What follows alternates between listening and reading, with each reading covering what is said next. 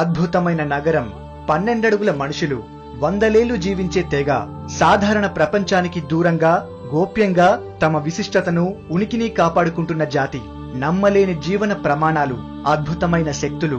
ఇది నిజమేనా? ఓ ఫ్యాంటసీయా లేక ఓ మిస్టరీయా?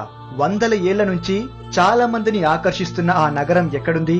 వింటుంటేనే కొట్టిపారయ్యాలనే ఉత్తితి జానపద కథేనా, లేక మనం కనిపెట్టలేని నిజ నగరమేనా? ఇన్ని వందల శాటిలైట్లు, అడుగడుగును జల్లెడపట్టే అంతరిక్ష కెమెరాలు కనిపెట్టలేకపోయాయా? పురాణాల్లో చెప్పిన స్వర్గలోకం అదేనా? వాళ్లేనా దేవతలు? ఇప్పుడు మనం ఆ అదృశ్య నగరం గురించి తెలుసుకుందాం.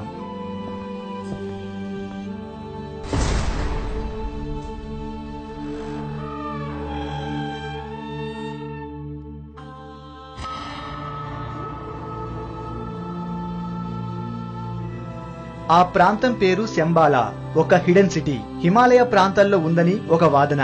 సాధారణ మనుషులు అక్కడికి చేరుకోవడం కష్టమని వర్ణన. అక్కడికి చేరడమే ఓ తపస్సు. అందుకే స్వర్గానికి చేరాలంటే తపస్సు చేయాలనే వాదనలు మొదలయ్యాయా? అయితే దీని గురించి ఒక చిన్న కథ కూడా ఉంది. కురుక్షేత్ర సమరం తరువాత పాండవులు కొంతకాలం పాలించి కలియుగం ఆరంభం కాగానే పాలనకు స్వస్తి చెప్పి శ్రీకృష్ణుణ్ణి సంప్రదిస్తారు. వారికి కృష్ణుడు ఈ స్వర్గ నగరం గురించి వివరించి ఎలా వెళ్లాలో చెప్పి చేరుకోవడం కష్టమని కూడా హెచ్చరిస్తాడు. ఆ ప్రస్థానం మొదలుపెట్టిన పాండవుల్లో ఒక్కొక్కరుగా ఆ ప్రయాసలతో మరణిస్తారు. తనతో పాటు అనుసరించి వచ్చిన ఓ కుక్కతో సహా కేవలం ధర్మరాజు మాత్రమే ప్రాణాలతో ఈ నగరాన్ని చేరుకున్నాడట. మన పురాణాల్లో చెప్పిన శివుడి నివాస స్థలం మౌంట్ కైలాష్ పర్వతాలకు సమీపంలోనే ఈ నగరము ఉంటుందని మరో వాదన. ప్రాచీన బౌద్ధ గ్రంథాలు కూడా ఈ నగరాన్ని ప్రస్తావించాయి. అక్కడ రోగాలు, నొప్పులు, బాధలనేవి ఉండవని ఒక వర్ణన. ఆ గ్రంథాలను బట్టే చైనీయులు ఎంతో కాలంగా ఆ నగరం గురించి తమ తాతల నాటి కథల్లో ఎప్పుడో చేర్చేశారు. హిమాలయాలు భారతదేశానికి పెట్టని కోటలా ఉండి మన దేశాన్ని రక్షిస్తున్నాయి. అదే హిమాలయాల్లో ఎన్నో రహస్యాలు దాగి ఉన్నాయి. అవి అంతుచిక్కని రహస్యాలుగానే ఉండిపోయాయి. ఉత్తరాన హిమాలయాలు, దక్షిణాన నల్లమల అడవులు. ఇంతవరకు ఈ ప్రపంచంలోని ఏ వ్యక్తి కూడా పూర్తిగా వాటిలో ప్రవేశించలేకపోయారు. వాటిలో ప్రతి పౌర్ణమికి చాలా విచిత్రమైన సంఘటనలు జరుగుతుంటాయని పెద్దవాళ్ళు చెబుతుంటారు.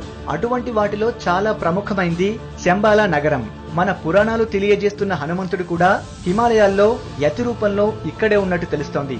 ఇదంతా ఒకెత్తైతే కొన్ని పరిశోధనలు, కొన్ని భారతీయ గ్రంథాలు, బౌద్ధ గ్రంథాల్లో రాసిన దాన్ని బట్టి చూస్తే బాహ్య ప్రపంచానికి తెలియని లోకం ఒకటి హిమాలయాల్లో ఉంది. దాని పేరే శంబాలా. దీన్నే చాలా మంది హిడెన్ సిటీ అని కూడా అంటారు.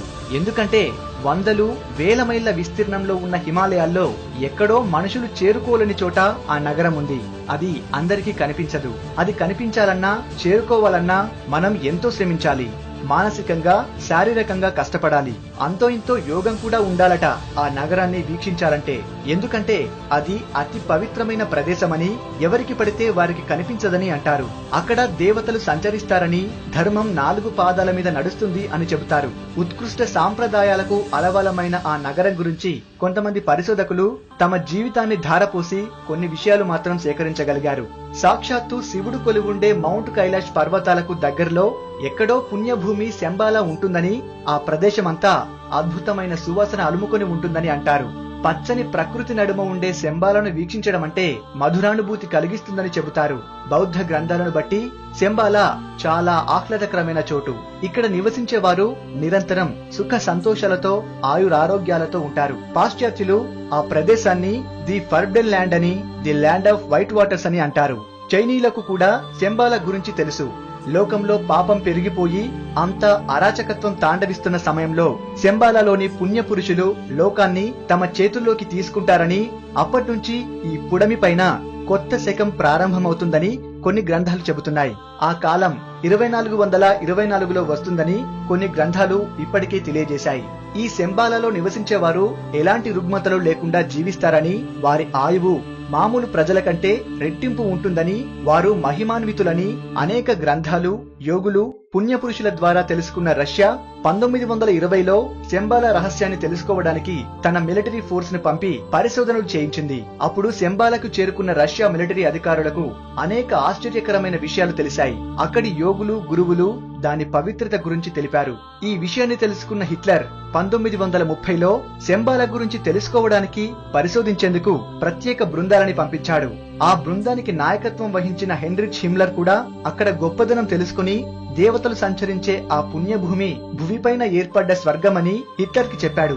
అంతేకాక హిమ్లర్ శంబాలాలో మరెన్నో వింతలు, విశేషాలు, మానవ మాత్రులు కలలో కూడా అనుభవించని గొప్ప అనుభూతుల్ని సొంతం చేసుకున్నాడని అంటారు. గోబీ ఎడారికి దగ్గరలోనే ఉన్న శంబాలానే రాబోయే రోజుల్లో ప్రపంచాన్ని పాలించే కేంద్ర స్థానం అవుతుందని బుద్ధుడు కాలచక్రలో రాశాడంటారు. దీన్నే చాలా మంది ప్లానెట్స్ ఆఫ్ హెడ్ సెంటర్ అని కూడా అంటారు. శంబాలా గురించి ఫ్రాన్స్ కు సంబంధించిన చారిత్రక పరిశోధకురాలు, ఆధ్యాత్మికవేత్త, బౌద్ధ మత అభిమాని, రచయిత్రి అలెగ్జాండ్రా డేవిడ్ డీల్ పరిశోధించి గ్రంథాలు రచించింది. ఆమె తనకు 56 వయసులో ఫ్రాన్స్ నుంచి టిబెట్ వచ్చి లామాలను కలుసుకుంది.